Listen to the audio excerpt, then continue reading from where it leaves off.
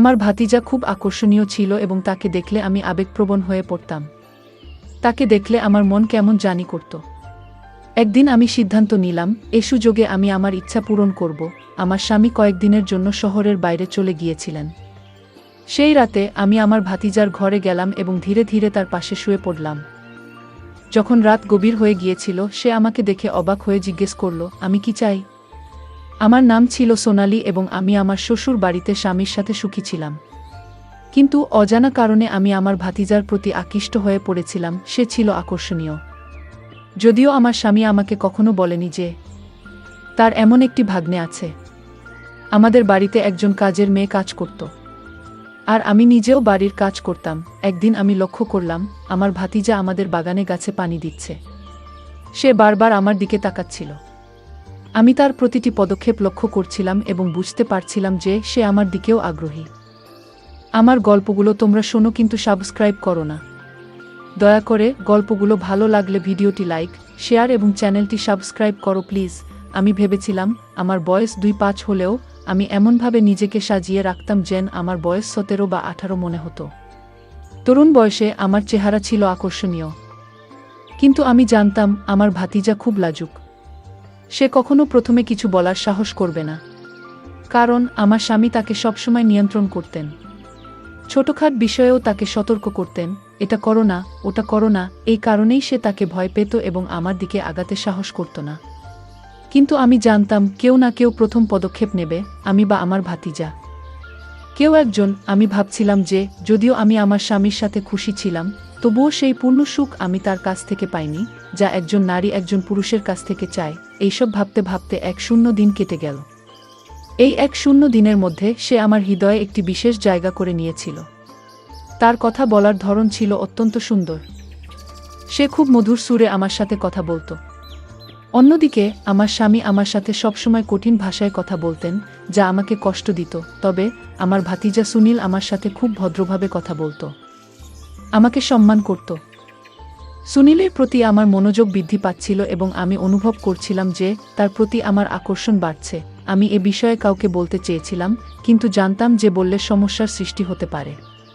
আমি যদি কাউকে বলতাম, তারা আমার সম্পর্কে অপবাদ ছড়াতো এবং আমার স্বামীও আমাকে ছেড়ে দিতে পারত। তাই আমি এটি গোপন রেখেছিলাম। কিন্তু আমার হৃদয় তখন আমার ভাতিজার জন্য ব্যাকুল ছিল। একদিন আমি সিদ্ধান্ত নিলাম যে সেই রাত আমি তার সাথে কাটাবো। আমার স্বামী কাজে বাইরে যাচ্ছিলেন আর আমি খাবার তৈরি করে দ্রুত খেয়ে নিলাম। রাত গভীর হলে আমি ধীরে ধীরে তার রুমের দিকে এগোলাম। আমার হৃদস্পন্দন দ্রুত হচ্ছিল, কিন্তু আমি থামিনি।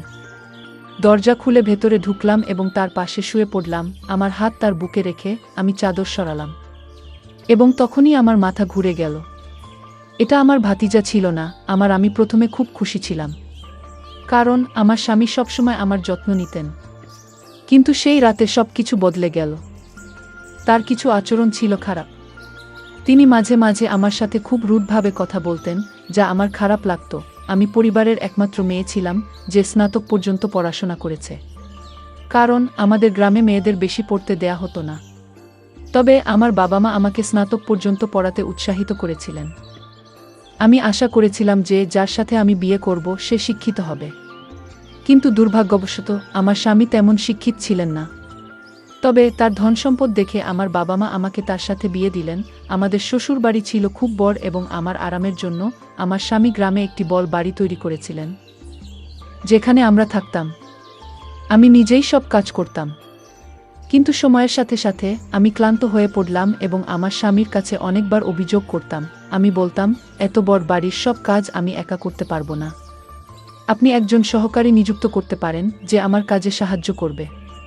কিন্তু তিনি সবসময় বলতেন, এর দরকার নেই, তুমি এত সুন্দর যে আমি চাই না তুমি অন্যের সাহায্য নাও। এজন্যই তোমাকে আমার পরিবারের কাছ থেকে দূরে এনেছি। তার এই কথাগুলো মাঝে মাঝে আমার মন খারাপ করত। কিন্তু আমি জানতাম এটাও ছিল ভালোবাসার একটি ধরন। হ্যাঁ, আমার স্বামী আমাকে গভীরভাবে ভালোবাসতেন এবং আমাকে সবসময় কাছে রাখতে চাইতেন। কিন্তু তার কথা বলার ধরন এবং আচরণের কারণে আমি তাকে তেমন ভালোবাসতে পারতাম না। আমি অনেকবার বলেছি যে তিনি তার কথা বলার ধরন পরিবর্তন করা উচিত, কিন্তু তিনি কোনো গুরুত্ব দিতেন না। ছোটবেলা থেকেই তিনি এমন পরিবেশে বড় হয়েছেন যেখানে অর্থ উপার্জনের প্রতি বেশি মনোযোগ দেওয়া হতো। সময় চলে গেল এবং আমি ঘরের কাজ করতে করতে ক্লান্ত হয়ে পড়লাম। আমার স্বাস্থ্য ভালো ছিল না। অবশেষে তারা আমার জন্য একটি কাজের মেয়েকে নিয়োগ করল। দিনমজুর মহিলার সাথে আমার খুব ভালো সম্পর্ক ছিল। আমরা সারাদিন হাসি-ঠাট্টা করতাম। তিনি আমার স্বামী আসার আগে তার বাড়িতে চলে যেতেন। তবে একদিন আমার স্বামী একটি অদ্ভুত কাজ করলেন, যা দেখে আমি হতবাক হয়ে গেলাম। আমাদের বাড়িতে একটি 8 বছরের ছেলেকে নিয়োগ করা হলো, যে বাগানে পানি দিত, ঘর ঝাড়ু দিত এবং বাইরে থেকে জিনিস আনত। আমি অবাক হয়ে গেলাম, কারণ আমার স্বামী সাধারণত কাউকে বাড়িতে রাখতেন না। আমি জানতে চাইলাম, কেন এই ছেলে এখানে আছে? কিন্তু আমার স্বামী বললেন, তুমি ক্লান্ত হয়ে পড়ছ, তাই আমি চাই এই ছেলে তোমাকে সাহায্য করুক। আমি অবাক হলাম যখন শুনলাম সেই ছেলেটি আমার স্বামীকে মামাজি বলে ডাকছে। তখন আমি বুঝতে পারলাম তিনি আমার স্বামীর ভাইপো। আমার স্বামী তাকে বাড়ির কাজে নিয়েছেন। এই পরিস্থিতি দেখে আমি ভাবলাম, আমার স্বামী হয়তো আমার প্রতি সন্দেহ করছেন এবং আমার চরিত্র পরীক্ষা করতে চান। এটি ছিল তার এক বন্ধুর পরিকল্পনা, যিনি তার মতোই অশিক্ষিত ছিলেন। এই চিন্তা আমাকে দুশ্চিন্তায় ফেলে দিল। কিন্তু আমি জানতাম আমাকে বুঝদার হতে হবে। ভয়ে আমার মনটা এক মুহূর্তের জন্য থেমে গিয়েছিল। ভাবলাম, এই সন্দেহ আমাদের সংসার ধ্বংস করবে। তবে আমার স্বামীর আচরণ আমাকে বলেছিল যে এটি সেরকম নয়। তিনি কেবল সাহায্য করতে চেয়েছিলেন। 4 দিন ধরে সেই ছেলেটি আমাদের বাড়িতে কাজ করছিল, কিন্তু আমি এখনও তার সাথে দেখা করিনি। 4 দিন পর যখন তাকে দেখলাম, আমি অবাক হয়ে গেলাম। সে খুব সুদর্শন ছিল। এমন সুদর্শন ছেলে আমি আগে দেখিনি। আমি যেন এক মুহূর্তের জন্য মুগ্ধ হয়ে গেলাম। কিন্তু আমার স্বামী আমার কাঁধে হাত রেখে আমাকে বাস্তবে ফিরিয়ে আনলেন। তিনি জিজ্ঞেস করলেন, সব ঠিক আছে তো? তারপর তিনি বললেন, এখন তোমার পরিচয় করিয়ে দিই। এই ছেলেটি আমার বন্ধুর ছেলে। সে খুব গরিব। আমার বন্ধু অনুরোধ করেছিল যাতে আমি তাকে এখানে এনে কাজ দেই। আমি তার দিকে তাকিয়ে থাকলাম। তার চেহারা খুব সুন্দর ছিল। আমার স্বামী সবকিছু বুঝতে পেরেছিলেন, তাই তিনি আমাকে সেখান থেকে নিয়ে ভিতরে চলে গেলেন। হাঁটতে হাঁটতে আমি একবার বা দুবার ফিরে তাকালাম। এরপর আমি সেই ছেলেটির সাথে কথা বলতে শুরু করলাম। সে খুব ভালো কাজ করত এবং তার কথা বলার ধরন সুন্দর ছিল। ঘটনাটি বেশ অদ্ভুত ছিল এবং সেই ছেলেটির প্রতি আমার স্বামী বিরক্ত ছিলেন, কারণ সে তার এক বিশেষ বন্ধুর ভাতিজা ছিল। প্রতি সপ্তাহে আমার স্বামীকে শহরে যেতে হতো এবং এইবারও সে শহরে চলে গেল। সেদিন আমি সিদ্ধান্ত নিলাম যে আজ আমি আমার ইচ্ছা পূরণ করব এবং রাতটি সুনীলের সাথে কাটাবো। আমি পুরো দিন সেই মুহূর্তের জন্য অপেক্ষা করছিলাম এবং রাতে ধীরে ধীরে সুনীলের ঘরে ঢুকে তার বিছানায় শুয়ে পড়লাম। আমি তার শরীরে হাত রাখলাম। সুনীল ঘাবড়ে গিয়ে বলল, তুমি এখানে কেন? তারপর আমি তাকে আমার ভালোবাসার কথা জানালাম। আমরা সেই রাতে একসাথে অনেক সময় কাটালাম এবং মনে হলো সত্যিকারের সুখ পেলাম। অবশেষে আমি আমার রুমে ফিরে গিয়ে ক্লান্তিতে ঘুমিয়ে পড়লাম এবং সেই রাতে খুব ভালো ঘুম হলো। সকালে যখন আমার ঘুম ভাঙল, তখন আমি বেশ ভালো অনুভব করছিলাম। কিন্তু সুনীলের মুখ দেখে মনে হলো সে খুবই অনুতপ্ত। আমার আবার ইচ্ছা হলো তার সাথে সময় কাটানোর, কিন্তু আমার স্বামী বাসায় না থাকায় সুযোগ হলো না।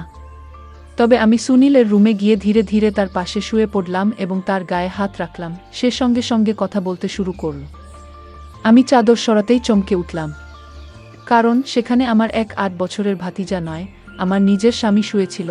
আমার চোখ বিস্ময়ে বড় হয়ে গেল এবং আমি ভয়ে কেঁপে উঠলাম। স্বামী রেগে গিয়ে আমার মুখে চড় মেরে বলল, তুমি কি ভেবেছিলে তুমি এটা করতে পারবে আর আমি জানব না? সুনীল আমাকে সব বলেছে গত রাতে। তিনি আরও বললেন, আমি অনেক দিন ধরে তোমার চালচলন লক্ষ্য করছিলাম। তোমার সব পরিকল্পনা আমি জানতাম। তুমি আমাকে ঠকাতে চেয়েছ। আমি এই কথা শুনে ভীষণ কষ্ট পেলাম এবং ভয়ে মরে যেতে চাইলাম, কিন্তু এটাকে স্বপ্ন মনে করে উপেক্ষা করেছিলাম।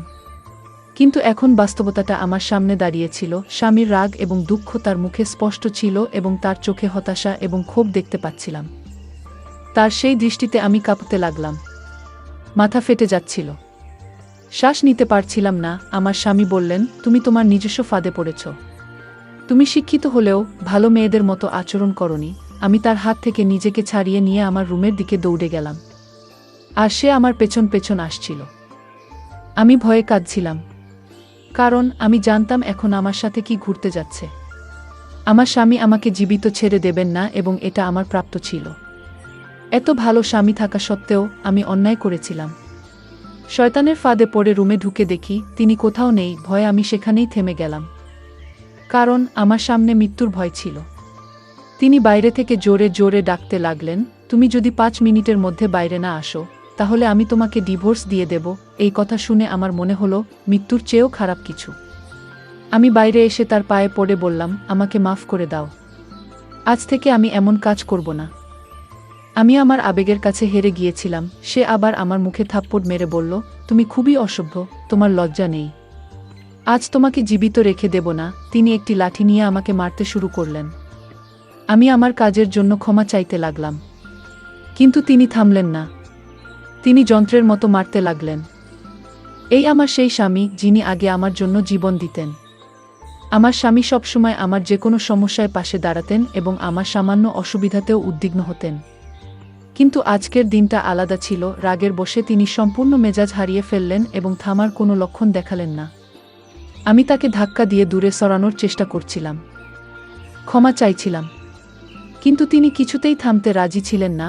অবশেষে তিনি ক্লান্ত হয়ে লাঠি ফেলে দিয়ে বিছানায় বসে পড়লেন এবং আমার দিকে তাকিয়ে বললেন, আমি তোমাকে অনেক ভালোবাসি। তিনি আরও বললেন, তোমাকে এত সম্মান দিয়েছি, ভালোবাসা দিয়েছি, কিন্তু তুমি সব নষ্ট করে দিয়েছ। আমার সম্মান তোমার কাছে মূল্যহীন ছিল। তোমাকে মাথার মুকুট বানিয়েছি, কিন্তু তুমি তার যোগ্য ছিলে না। আমি তার দিকে তাকিয়ে বললাম, তুমি যদি আমার সাথে সঠিকভাবে ব্যবহার করতে এবং সঠিকভাবে কথা বলতে তাহলে আমি কখনো এমনটা করতাম না। আমি শুধু তোমার দিকেই মনোযোগী হতাম। আমি তোমাকে অনেকবার বলেছি তোমার কথা বলার ভঙ্গি বদলাতে, কিন্তু তুমি কখনো শোনোনি। তিনি বললেন, তুমি আমার কথায় পাত্তা দাওনি, তাই আমিও পাগল হয়ে গেছি। কেন ঘরের ভিতর এমন করেছ? আমি তার সামনে দাঁড়িয়ে কাঁদতে লাগলাম। তিনি বিষণ্ণ চোখে তাকিয়ে বললেন, আমি তোমাকে এত সম্মান দিয়েছি, এত ভালোবাসা দিয়েছি, আর তুমি আমাকে এই শিক্ষা দিয়েছ যে আমার অনুপস্থিতিতে তুমি অন্য কারো সাথে ঘুমাতে পারো। আমি তার দিকে তাকিয়ে বললাম, এর জন্য তুমিও দায়ী। তুমি যদি আমাকে সঠিকভাবে ভালোবাসতে আমি কখনো এমনটা করতাম না। আমি তোমাকে একটা সুযোগ দিয়েছিলাম। প্রথম 2-3 দিন সব ঠিকঠাক ছিল, কিন্তু তারপর তুমি অনেক দিন আমার থেকে দূরে থাকলে, আমাকে ঠিকমতো সময় দিলে না। তখন আমি কি করব? আমি অন্য কারো প্রতি আকৃষ্ট হয়ে পড়লাম। আমার কি দোষ ছিল বল? তুমি যদি ওকে রাখলে এতসব নাটক হতো না। আমি আমার ভুল মানতে রাজি নই।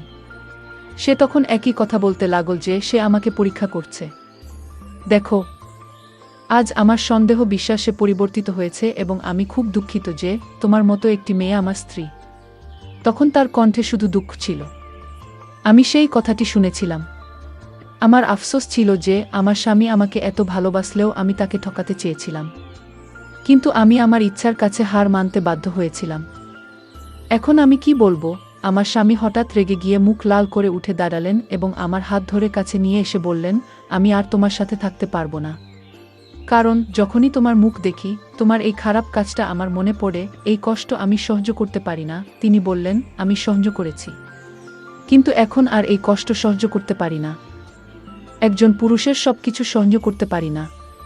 তাই আজ আমি তোমাকে তালাক দিয়েছি। এই কথা শুনে আমি যেন পাথরের মূর্তির মতো দাঁড়িয়ে রইলাম। 3 দিন আগে আমার জীবন সুখে পরিপূর্ণ ছিল। আজ আমি সম্পূর্ণ অসহায় হয়ে মাটিতে পড়ে গিয়েছিলাম। আমার স্বামী আমাকে এমন জোরে ধাক্কা দিয়ে মাটিতে ফেলে দিয়েছিল। যেভাবে আমি প্রতিদিন নিজেকে তুলে দাঁড়াতাম, যদিও এটি আমার জন্য একেবারেই ঠিক ছিল না, কারণ আমি অন্য কারো প্রতি আকৃষ্ট হয়ে পড়েছিলাম। আমার স্বামীর অনুপস্থিতিতে আমি এসব করছিলাম, কিন্তু এখন আমার কান্নার কারণ হয়ে দাঁড়িয়েছে আমার চরিত্রের দাগ। আমি উঠে আমার জিনিসপত্র গুছিয়ে মায়ের বাড়িতে চলে এলাম, কিন্তু সেখানেও শান্তি পাইনি। আমার স্বামী আমার পরিবারের সবাইকে সব জানিয়ে দিয়েছিল, যার ফলে আমার মা, ভাই এবং ফুফু সবাই আমার সাথে খারাপ ব্যবহার করতে শুরু করলো। একসময় আমি আমার স্বামীর ঘরের রানী ছিলাম, কিন্তু আজ আমার একটি ভুল আমার জীবনকে নষ্ট করে দিয়েছে। যারা আমাকে একসময় সম্মানের চোখে দেখত, তারা এখন ঘৃণার চোখে দেখে। আমি এতটাই লজ্জিত যে নিজের নামও মনে করতে পারছি না। মনে হচ্ছিল এখন আমার বেঁচে থাকার কোনো অধিকার নেই। বারবার সেই ছেলেটির কথা ভাবতে লাগলাম যে আমাদের বাড়িতে না এলে হয়তো এই ভুলটা কখনোই ঘটত না। এখন আমি আমার বাবা মায়ের বাড়িতে কাজের মেয়ের মতো জীবন কাটাচ্ছি, কিন্তু আজও আমার ইচ্ছা আমাকে এভাবে বাঁচতে বাধ্য করেছে। মেয়েদের বিয়ের পর শ্বশুরবাড়ির লোকদের সম্মান করা তাদের কর্তব্য হয়ে দাঁড়ায়। কিন্তু একই মেয়ে যখন তার স্বামীর সম্মান নষ্ট করে, তখন সে সেই ঘরের জন্য অভিশাপ হয়ে দাঁড়ায়। তাই বিবাহিত মেয়েদের সবসময় তাদের স্বামীর সম্মান রক্ষা করা উচিত। কারণ বিয়ের পর তারা সম্পূর্ণ অপরিচিত পরিবেশে চলে আসে। গল্পটা কেমন লাগলো জানাতে ভুলবে না। আরও মজার মজার রোমান্টিক গল্প শুনতে চাইলে ভিডিওটি লাইক, শেয়ার এবং চ্যানেলটি সাবস্ক্রাইব করতে এবং বেল আইকনটি টিপতে ভুলবে না। ধন্যবাদ।